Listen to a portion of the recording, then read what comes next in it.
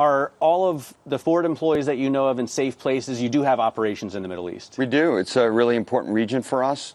We're watching Turkey as well. We have a huge operation in Turkey. We export all the way through Europe and the UK. So far, so good.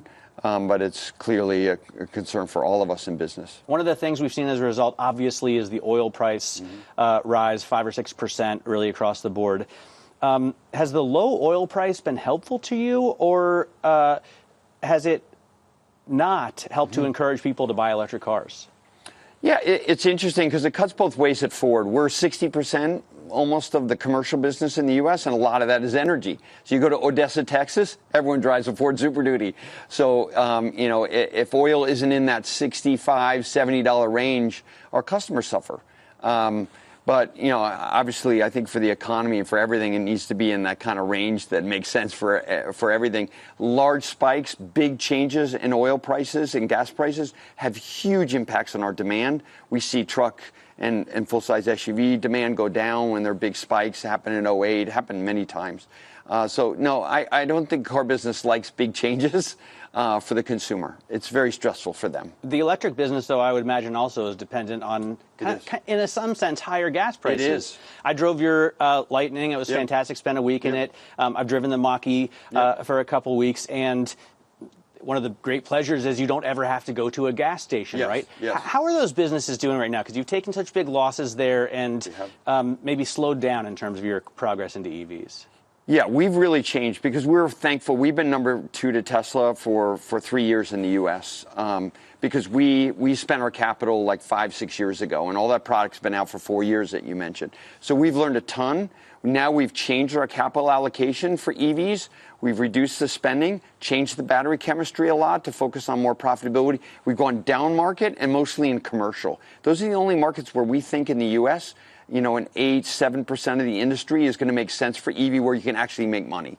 And the EPA requirements have a big impact on the EV investments by OEMs. During the last several years, we had to kind of sell like 15 to 20% of our mix to be EVs, both for the ZEV states, California, Colorado, New York, but also, to meet the national tailpipe emissions. And so what's happened, interestingly, the total number of EVs in the U.S. has grown, but the total revenue has not changed in 3 years because the prices have come down equal to the volume going up. So the EV market has not been growing for 3 years if you look at total revenue. Everyone looks at unit volume. Don't look at that. Look at the price and the volume. And I think we now have a good strategy going forward. A lot of our competitors are just investing for the first time. And good luck if you're selling an $80,000 SUV electric vehicle. We've invested a lot in hybrid. We are really successful with our truck hybrids.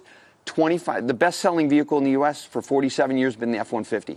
25% of those customers now buy hybrid, and a lot of it is exportable power. You can run your house for 6 days with an F-150 hybrid now, and the others don't offer that at all. So, yeah, we think hybrid is really the mainstream technology. We'll see EREVs come to the U.S. soon as the next technology for partial electric. I want to ask you about race on Sunday, sell on Monday. Okay. Since we're here at Le Mans, since you just got out of a Sure. Mustang race car, how does this racing effort, and it's a big effort, trickle down to the bottom line for Ford shareholders?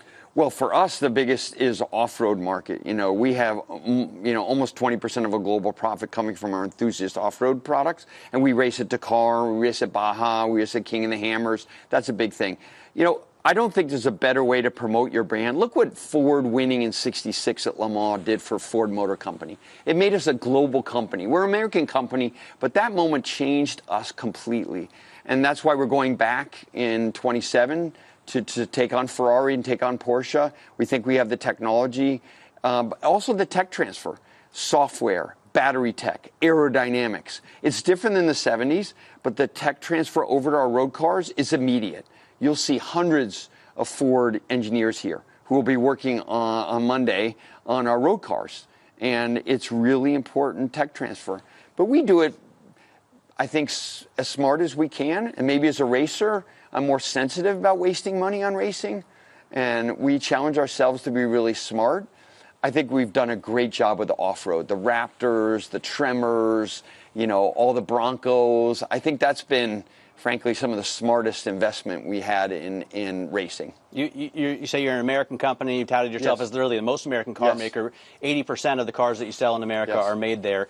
Donald Trump was out overnight saying maybe he's going to go after even higher auto tariffs. While you've said in the past that causes cost and chaos, does it also kind of help you because no one else makes as many cars as you do in America? Well, for Ford, this is a moment for us. You know, we have employee pricing out there. We gained a couple points of share year over year. A lot of Americans are shopping Ford because now they're starting to think, hey, half the cars in the U.S. are imported. And if all the car companies were like Ford, there'd be 15 new factories in the U.S., 1 million new jobs. You know, I think a lot of Americans are starting to pay attention to where these cars come from.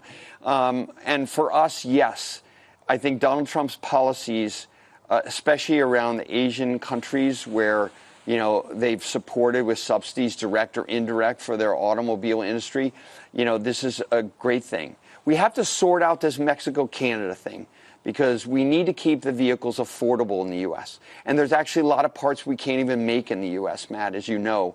And so we have to kind of sort out what role does Mexico and Canada have in our North America market from a supply chain and manufacturing, keep the vehicles affordable. And that's something that we're talking to the administration. We found the administration to be very positive to work with. They want to help companies like Ford that did the right thing for Americans, but we have more work to do. In terms of what the administration's been trying to do with China, are you satisfied with the rare earth minerals that you have access to? I know that you had to slow down production in the past. Yes. Have you been able to secure the amount of magnets that you need? It's day to day. It's day to day. These high-powered magnets, the raw materials for them only come from certain places in the world. They're all processed in China, and they go in your speakers, in your auto system. They go in your motors for your wipers and your seats. They're all over our F-150, for example. We have applications in MOFCOM. They're getting approved one at a time. You know, we're educating the administration. We're educating the Chinese leadership about how important these jobs in the Midwest are that are dependent. We have had to shut down factories. It's hand to mouth right now. And I'm reading the paper like everyone else. I was very happy to read about London and having a good meeting there because it has a direct impact on our jobs in Michigan and Ohio. So we'll see. It's hand to mouth right now.